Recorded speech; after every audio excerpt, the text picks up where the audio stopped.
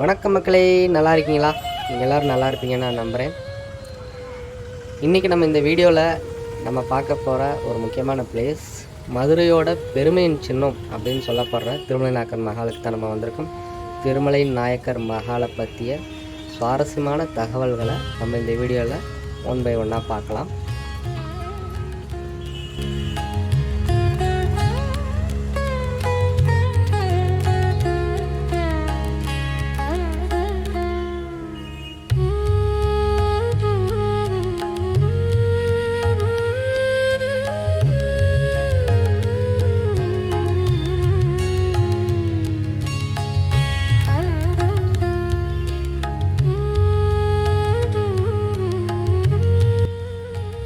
இந்த திருமலை நாயக்கர் அரண்மனை தமிழ்நாட்டின் கட்டிடக்கலைக்கு ஹிஸ்டாரிக்கலாக ஒரு முக்கியமான பிளேஸை பிடிச்சிருக்குன்னே சொல்லலாம். நிறைய பேர் இந்த திருமலை நாயக்கர் அரண்மனையை நேரில் பார்த்துருக்கலாம், வீடியோவில் பார்த்துருக்கலாம், ஏன் நிறைய படங்கள்லேயே பார்த்துருக்கலாம். உங்களுக்கு படங்கள்னு சொல்லப்போனால் மணிரத்னம் ஐயா இயக்குன இருவர் படம், குரு, அப்புறம் பீமா, இந்த மாதிரி தமிழ் படங்களில் சில எக்ஸாம்பிள்ஸாக உங்களுக்கு சொல்கிறேன். இன்னும் நிறைய தமிழ் படங்களை இந்த திருமலை நாயக்கர் அரண்மனையில் எடுத்திருக்காங்க. உங்களுக்கு தெரிஞ்ச படங்கள் இல்லை வேறு மொழிகளில் எடுத்த படங்கள் ஏதாவது உங்களுக்கு ஞாபகம் இருந்தால் கமெண்ட் பண்ணுங்கள். திருமலை நாயக்கர் மன்னர் 1623 முதல் 1659 வரை மதுரையை ஆட்சி செஞ்சவர். அவர் ஒரு நாயக்கர் வம்சத்தை சேர்ந்தவர். விஜயநகர சாம்ராஜ்யத்தின் கீழே அவர் மதுரையை ஆட்சி செஞ்சார். இவரை பற்றி சொல்லணும்னா இவர் ஒரு மிகச்சிறந்த கட்டடக்கலை ஆர்வலர். அவரது ஆட்சி காலம் மதுரையோட பொற்காலம்னு வரலாற்று ஆசிரியர்கள் சொல்கிறாங்க.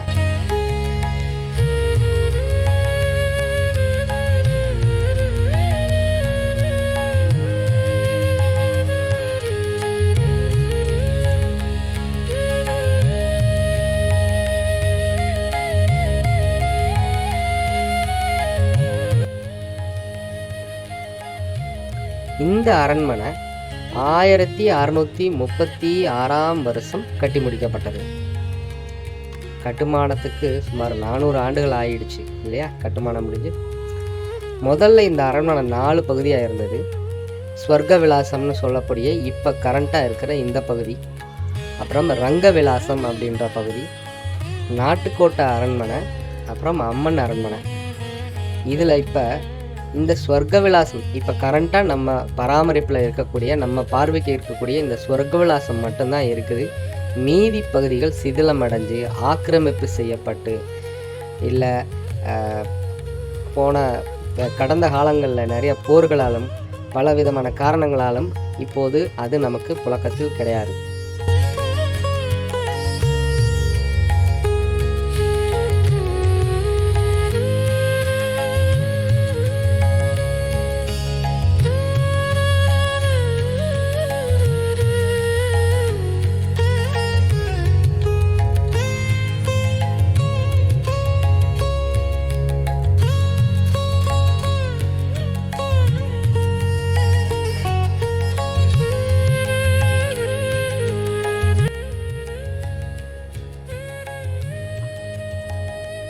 இந்த அரண்மனையை பற்றி சொல்லணும்னா இந்த கட்டடக்கலை பார்த்திங்கன்னா இந்தோ சாரசானிக் கட்டடக்கலை பாணியில் கட்டப்பட்டு இருக்குது. இது திராவிட மற்றும் இஸ்லாமிய கட்டடக்கலையோட ஒரு கலவைன்னே சொல்லலாம். இப்போ இங்கே லோக்கலில் இருக்கிற ஒரு சில அறிஞர்கள் என்ன சொல்கிறாங்க அப்படின்னா, திருமலை நாயக்கர் மன்னர் ஒரு இத்தாலிய கட்டடக்கலைஞரை வச்சதாகவும் அவரே இந்த கட்டடத்தை வடிவமைச்சதாகவும் சொல்கிறாங்க. ஒரு சிலர் என்ன சொல்கிறாங்க அப்படின்னா, இத்தாலிய கட்டடக்கலைஞர் அண்ணா பிரியன் அப்படின்றவர் இந்த கட்டடக்கலை வடிவமைச்சதாகவும் சொல்கிறாங்க. சரி, இந்த கட்டடக்கலையோட மற்ற பிற அம்சங்கள் என்ன அப்படின்னு பார்த்தோம்னா, ஸ்வர்க விலாசம் அப்படின்றது இது சொர்க்கத்தின் இடம் அப்படின்ற பொருள்படும்படியா இங்கே இந்த பகுதியில் அரசர் சம்பந்தப்பட்ட விழாக்களை நடத்தினதாகவும் மக்களை இந்த சொர்க்க விலாசத்தில் வச்சு சந்திச்சதாகவும் சொல்கிறாங்க. இந்த பர்டிகுலர் மண்டபத்தில் 248 பிரம்மாண்டமான தூண்கள் இருக்குது. ஒவ்வொரு தூணுமே பார்த்திங்கன்னா கிட்டத்தட்ட 12 மீட்டர் ஹைட்டு உள்ளது. எந்த 2 தூணும் ஒரே மாதிரி இருக்கிறது கிடையாது. இங்கே சென்டரில் இருக்கிற அந்த டூம் அப்படின்றது குபோலா அப்படின்றது 70 அடி உயரம் கொண்டது. எந்த தூண் ஆதரவும் இல்லாமல் அந்த டூம் இருக்கும். இது அந்த காலத்திலேயே கட்டடக்கலையோட ஒரு மேஜிக்கல் கன்ஸ்ட்ரக்ஷன்னே சொல்லலாம். அதாவது கட்டடக்கலையோட அற்புதம் அப்படின்னு சொல்லலாம். இங்கே இருக்கிற ஒவ்வொரு தூணும் தனித்துவமான வடிவமைப்பை கொண்டது. சில தூண்களில் யாழி சிற்பம் இருக்கும். சில தூண்களில் பார்த்திங்கன்னா மர வேலைப்பாடுகள், மலர் வேலைப்பாடுகள், அப்புறம் சில தூண்களை வடிவியலாக நல்ல ஒரு கன்ஸ்ட்ரக்ஷனான ஒரு வடிவமைப்போட கன்ஸ்ட்ரக்ஷன் பண்ணியிருப்பாங்க. இந்த தூண்கள் மிகப்பெரியதாக இருந்தாலும் ஒரு குறிப்பிட்ட விகிதத்தில் வடிவமைச்சிருக்காங்க. இதனால் மண்டபம் பூரா மிகவும் சமச்சீராக காட்சியளிக்கும்.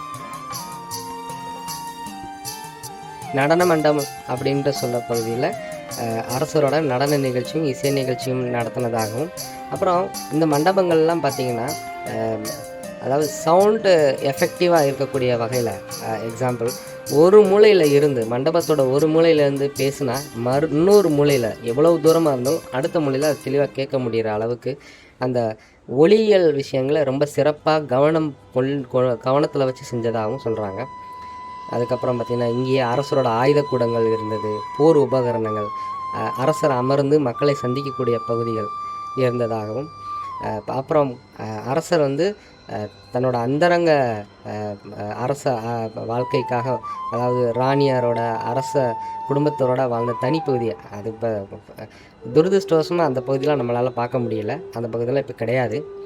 இப்போ தமிழ்நாடு கவர்மெண்ட் மூலமாக ஒவ்வொரு நாள் சாயங்காலம் ஈவினிங் டைமில் ஒளி நிகழ்ச்சி நடத்துகிறாங்க.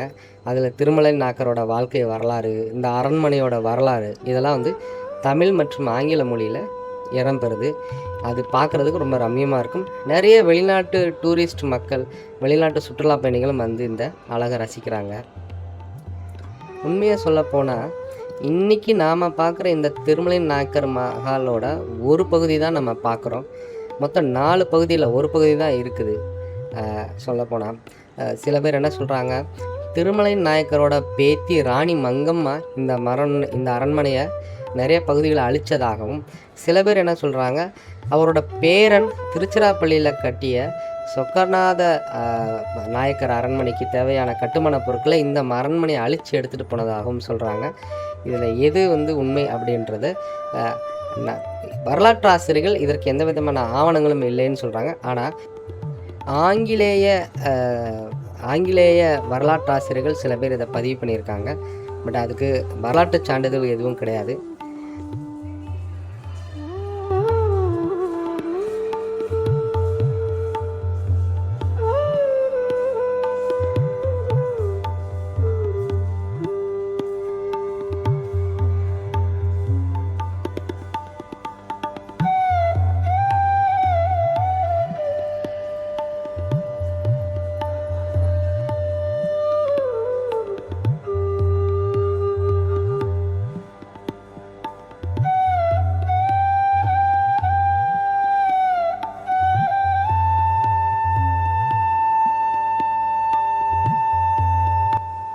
இந்த அரண்மனைக்கு நீங்கள் வரணும் அப்படின்னா மதுரை பேருந்து நிலையத்திலேருந்து 5 கிலோமீட்டரும், மதுரை மீனாட்சி அம்மன் கோயிலில் 1.5 கிலோமீட்டரும், மதுரை விமான நிலையத்திலேருந்து 11 கிலோமீட்டரும், மதுரை ரயில்வே நிலையத்திலேருந்து 2 கிலோமீட்டர் தூரத்தில் இருக்கக்கூடியது.